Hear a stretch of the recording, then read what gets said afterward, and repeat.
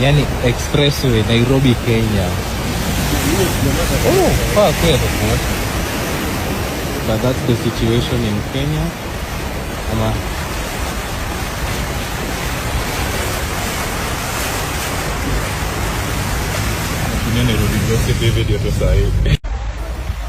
Okay, so we've been stuck in traffic on the expressway for about an hour to get to this point. That's how deep it is. It's almost up to the knees.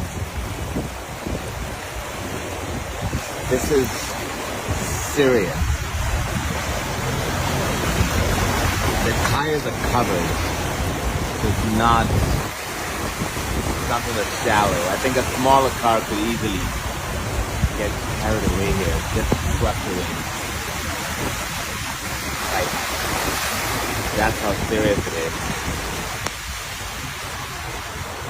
Wow.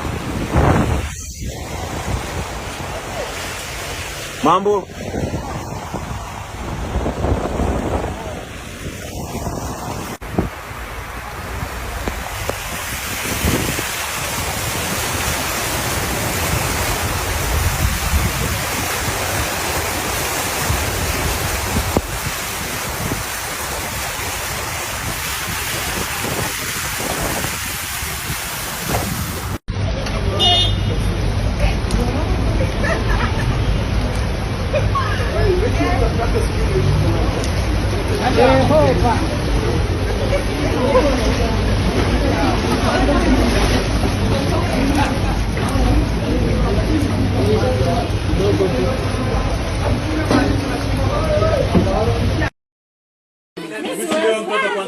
Wewe shikilieni mtoto.